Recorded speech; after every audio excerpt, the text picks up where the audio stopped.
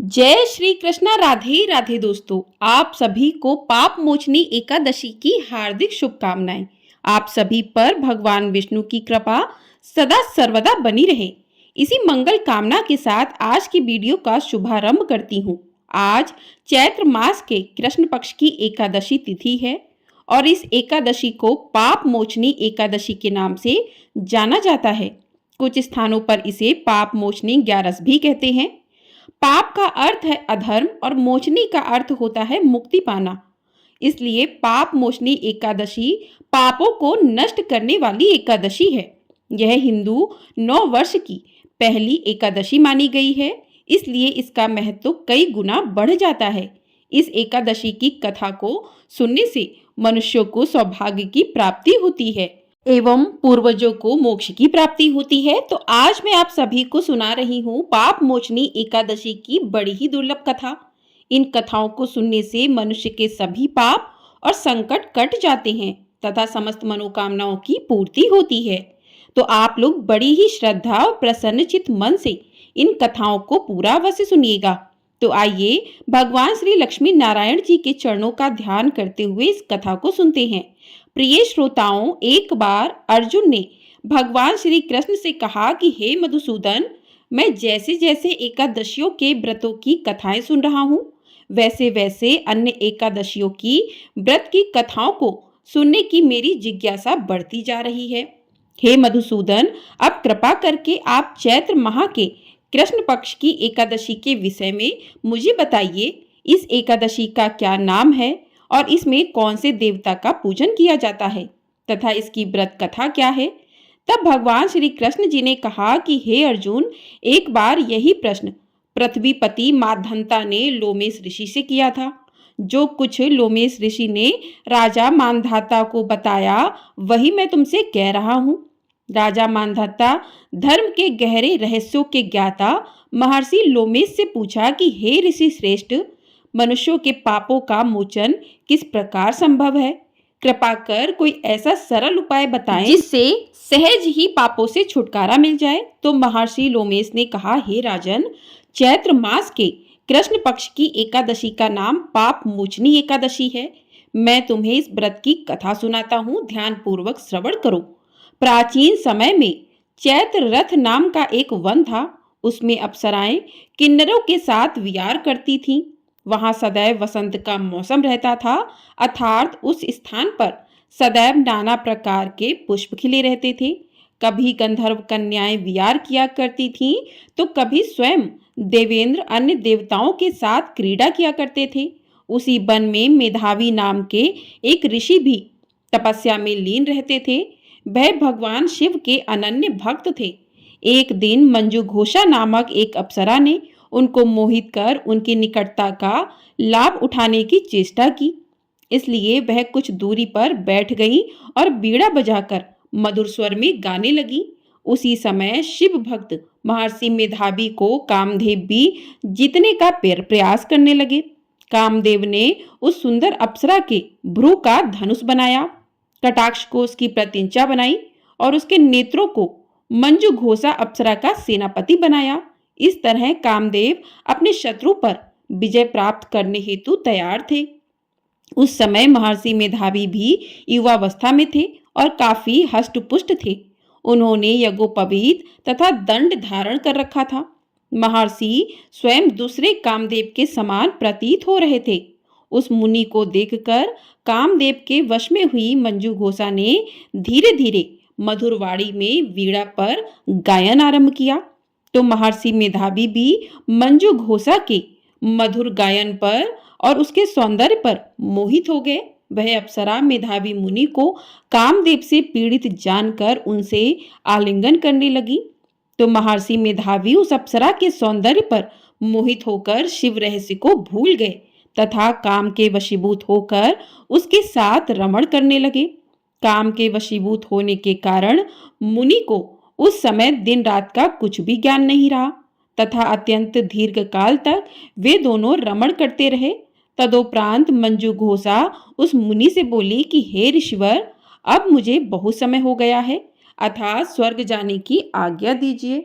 अप्सरा की बात सुनकर ऋषि ने कहा, हे मोहिनी, संध्या को तो आई हो, थोड़ा समय ठहरो, प्रातः होने पर चली जाना।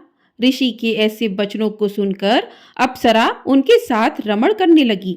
इसी प्रकार दोनों ने साथ साथ बहुत लंबा समय व्यतीत किया। मंजू घोषा ने एक दिन ऋषि से कहा कि हे ऋषिवर, अब आप मुझे स्वर्ग जाने की आज्ञा दीजिए। मुनि ने पुनः वही कहा कि हे रूपसी, अभी अधिक समय व्यतीत नहीं हुआ है, कुछ समय और ठहर जाओ। मुनि की बात सुनकर अप्सरा ने कहा कि ऋषिवर, आपकी रात्रि तो बहुत लंबी है, आप स्वयं ही विचार कीजिए कि मुझे आपके पास आए हुए कितना समय व्यतीत हो गया है।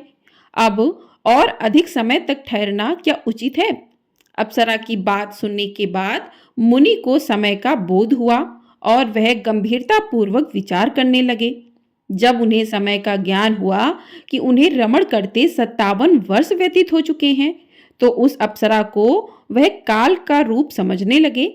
इतना अधिक समय भोग विलास में व्यर्थ चले जाने पर उन्हें बड़ा क्रोध आया। अब वह भयंकर क्रोध में जलते हुए उनके तप को नाश करने वाली अप्सरा की तरफ भ्रुकुटी तान कर देखने लगे।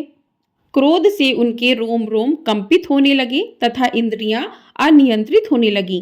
क्रोध से थरथराए स्वर में मुनि ने उस अप्सरा से कहा कि मेरे तप को नष्ट करने वाली दुष्टा, तू महापापन है और बहुत ही दुराचार है, तुझ पर धिक्कार है। तत्क्षण तू मेरे श्राप से पिशाचिनी बन जा। मुनि के क्रोध युक्त श्राप से वह अप्सरा पिशाचिनी बन गई।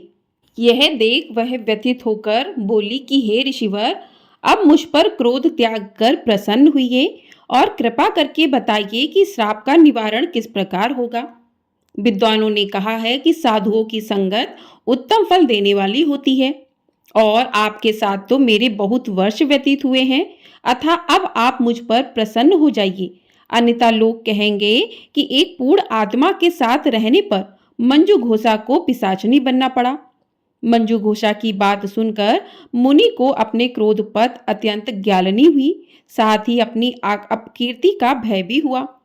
अतः पिशाचनी बनी मंजू घोषा ने मुनि से कहा, तूने मेरा बड़ा बुरा किया है, किंतु फिर भी मैं तुझे इस श्राप से मुक्ति का उपाय बताता हूँ।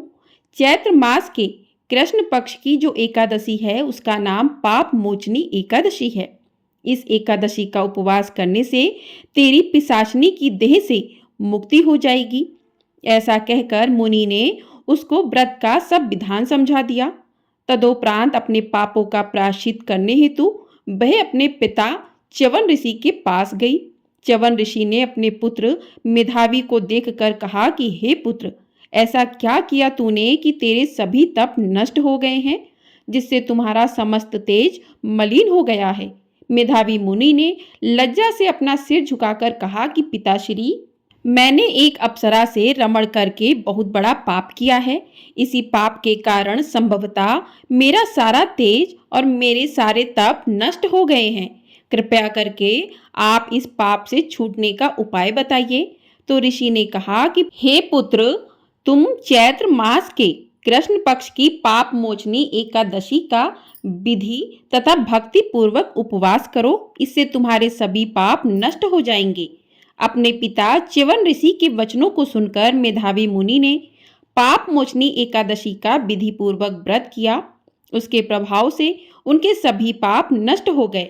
मंजू घोषा अप्सरा भी पाप मोचनी एकादशी का उपवास करने से पिशाचनी की देह से छूट गई और पुनः अपना सुंदर रूप धारण करके स्वर्ग लोक को वापस चली गई। लोमेश मुनि ने कहा कि हे राजन, इस पाप मोचनी एकादशी के प्रभाव से समस्त पाप नष्ट हो जाते हैं।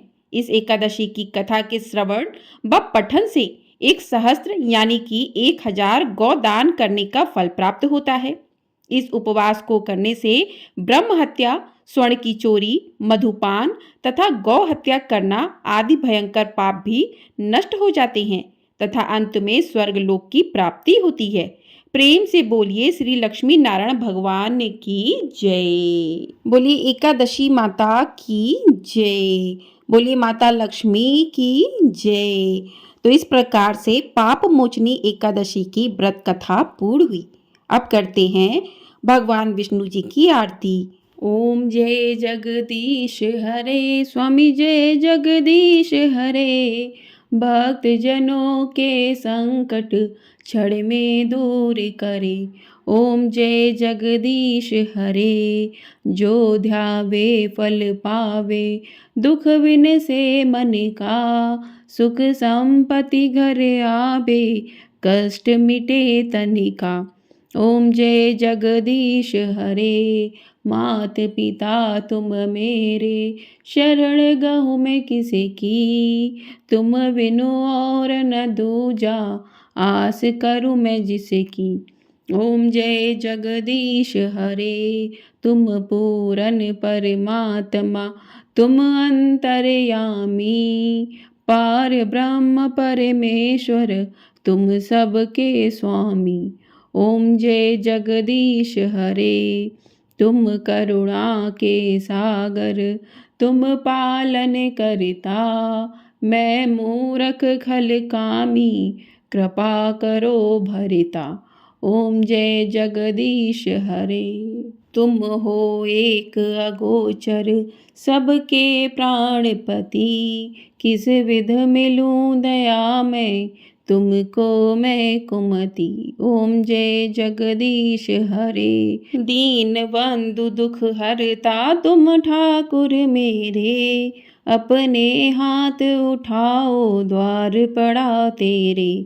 ओम जय जगदीश हरे, विषय विकार मिटाओ। पाप हरो देवा, श्रद्धा भक्ति बढ़ाओ। संतन की सेवा। ओम जय जगदीश हरे, तन मन धन और संपत्ति। सब कुछ है तेरा, तेरा तुझको अर्पण।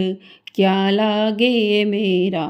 ओम जय जगदीश हरे, श्री जगदीश जी की आरती जो कोई नर गावे। कहत शिवानंद स्वामी, मन वांछित फल पावे। ओम जय जगदीश हरे, बोलिए श्री जगदीश जी की जय। बोलिए माता लक्ष्मी की जय। बोलिए एकादशी मैया की जय। तो इस प्रकार से एकादशी की कथा और आरती पूर्ण हुई। आपको ये वीडियो पसंद आई हो, वीडियो को लाइक कर दीजिएगा। चैनल पर नए हैं तो चैनल को सब्सक्राइब कर लीजिएगा। आपको हमारे चैनल पर अमावस कब है, नवरात्रि कब से प्रारंभ हो रहे हैं, इसकी वीडियो भी मिल जाएगी। तो आप लोग चैनल को सब्सक्राइब कर लीजिएगा। कमेंट बॉक्स में जय श्री कृष्णा राधे राधे अवश्य लिखिएगा। जय श्री कृष्णा राधे राधे।